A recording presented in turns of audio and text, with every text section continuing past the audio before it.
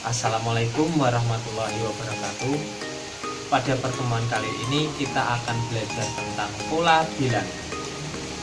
Apakah pola bilangan itu dan bagaimana contoh-contohnya pada pola bilangan? Mari kita simak pada video berikut ini. Salam semangat.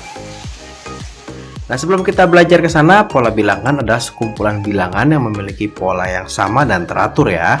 Nah, contoh beberapa pola bilangan nih, misal pola bilangan ganjil. Nah, ini polanya teratur nih, dia selalu bilangan ganjil 1, 3, 5, 7, 9, dan seterusnya. Dia punya rumusnya adalah UN ya, atau suku ke N. Jadi UN, nah ini adalah suku ke N ya. Jadi kalau U1 ini adalah berarti suku pertama. Berarti kalau U3 ini berarti adalah suku ketiga gitu ya. Nah, kemudian pola bilangan genap 2, 4, 6 dan seterusnya. Ada pola bilangan segitiga 1, 3, 6, 10, 15 dan 21 gitu ya. Ada pola bilangan persegi atau pola bilangan kuadrat. Ada juga persegi panjang. Oke ya. Ini beberapa contoh pola bilangan yang ada gitu ya. Nah, terus gimana sih cara menentukan suku suatu pola bilangan? Nah, sebetulnya ada dua cara nih. Di video kali ini kita akan belajar satu cara, di video berikutnya kakak akan mengajarkan cara yang lain gitu ya. Untuk menentukan suatu suku tertentu pada suatu pola bilangan, kita bisa menganalisa ya secara sederhana. Nah, jika sudah terlalu sulit, maka kita akan menentukan rumus suku ke N-nya ya. Nah, ini beberapa contoh soal. Misalnya kakak punya pola bilangan 5, 9, 13, 17, dan 21. Nah, kita mau mengisi nih 3 angka setelahnya, apa sih angkanya gitu ya. Nah, caranya gimana kita bisa melihat paling mudah itu kita melihat selisih, atau misalkan apakah dia dikali 2 atau dikali 3 atau dikali 4 gitu ya. Kalau di sini kita lihat ini pasti selalu bertambah 4. Nah, ini selalu bertambah 4 gitu ya. Ini juga bertambah 4. Nah, ini juga bertambah 4. Nah, artinya suku berikutnya juga pasti ini bertambah 4. Berarti 25 gitu ya, bertambah 4 lagi berarti 29, bertambah 4 lagi berarti 34 gitu ya. Ini cara kita bisa melihat seperti ini gitu ya. Jadi 21 tambah 4 25, 25 tambah 29 ini berarti 33 gitu ya, 33 gitu ya, bukan 34. Nah, atau juga bisa berkurang, misalkan dari 61 menjadi 54, ini berkurang berapa ya? Berkurang 7 ya. Nah, kemudian berkurang 7 lagi. Nah, ini kemudian berkurang 7 lagi. Nah, berarti ini berkurang 7 lagi menjadi 33 gitu ya. Berkurang 7, kemudian berkurang 7 lagi. Berarti menjadi berapa tuh kalau berkurang 7 lagi? 26. Nah, kemudian berkurang 7 lagi. Nah, menjadi 19 gitu ya. Jadi dia akan berkurang 7 terus gitu ya. Kita coba contoh lagi soal berikutnya. Nah, misalnya seperti ini. Nah, ini 3 ke 6. Diapain ya supaya 3 jadi 6? Boleh tambah 3. Nah, tapi kalau ini kita tambah 3 lagi, nggak bisa ya. Nah, ini tidak teratur nih. Berarti polanya bukan tambah 3. Kita mesti memikirkan pola yang lain. Ya, kalau membesar kita pikirkan misalkan dikali. Oh, 3 ke 6 itu dikali 2. Ternyata 6 ke 12 juga dikali 2 gitu ya. Artinya ini juga dikali 2 nih. Nah, berarti ini dikali 2 juga. Berarti 48 kita kali 2 menjadi 96 gitu ya. 96 kita kalikan 2 menjadi berapa nih? 192. Kemudian kita kalikan 2 lagi menjadi 384. Nah, itu ya. Jadi bisa tambah, bisa kali, tapi polanya pasti teratur, pasti sama terus. Ya. Nah, kalau ini bagaimana nih? Wah, ini agak aneh nih. Ini 1 tambah 0 gitu ya. Kemudian 1 jadi 2 tambah 1 nih. Terus ini ditambah berapa nih? Tambah 1 lagi. Ini kemudian tambah 2 lagi. Nah, ini polanya agak sedikit unik gitu ya. Nah, ini kakak mau memperkenalkan, ini namanya adalah pola bilangan Fibonacci. Nah, bilangan Fibonacci itu apa sih? Nah, ini kalau kalian ketemu pola seperti ini agak sedikit aneh gitu ya. Kalau kita lihat angka 2 ini didapat dari 1 tambah 1 gitu ya. Nah, angka 3, nah ini didapat dari 2 tambah 1. Nih, oke ya. Nah, kakak bawa warnanya ya. Nah, nih angka 5. Ini angka 5 ini didapat dari 2 ditambah 3. Oke ya. Ini adalah suku sebelumnya. Jadi 5 itu dapat dari 2 ditambah 3 gitu ya. 8 Nah, angka 8. Nah, ini angka 8 didapat dari 5 ditambah dengan 3. Nah, artinya berikutnya adalah berarti 8 tambah 5, berarti 13 gitu ya. Berikutnya lagi berarti berapa nih? 8 ditambah 13 ya. Nah, berarti yang berikutnya lagi adalah 8 ditambah dengan 13. Artinya berapa? 21. Nah, yang terakhir berarti 13 ditambah 21. 34. Ya.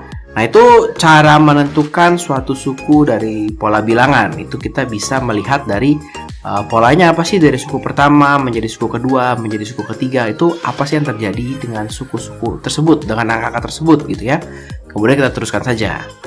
Nah, bisa juga kita dikasih rumus. Nah, seperti tadi kakak bilang, rumus ini artinya adalah suku ke berapa gitu ya.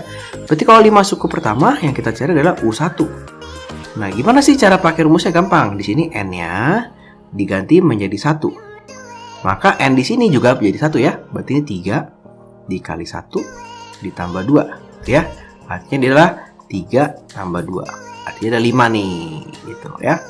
Berapa sih U2-nya? Suku keduanya ya berarti sama aja. Sekarang n-nya tadi ganti 1, sekarang diganti 2. Berarti ini 3 dikali 2 ditambah 2. Atau ini 6 ditambah 2. Ya, berarti ini berapa nih? 8 ya. U3 ya sama saja. Berarti ini 3 dikali 3 ditambah 2 gitu ya. Kali 3 berapa? 9 ditambah 2. Berarti ini adalah 11 gitu ya. Lanjut lagi, berarti U4. Nah, ini adalah U4. Berarti 3 dikali 4 ditambah 2 gitu ya. Atau ini 12 ditambah 2. Artinya adalah 13 gitu ya.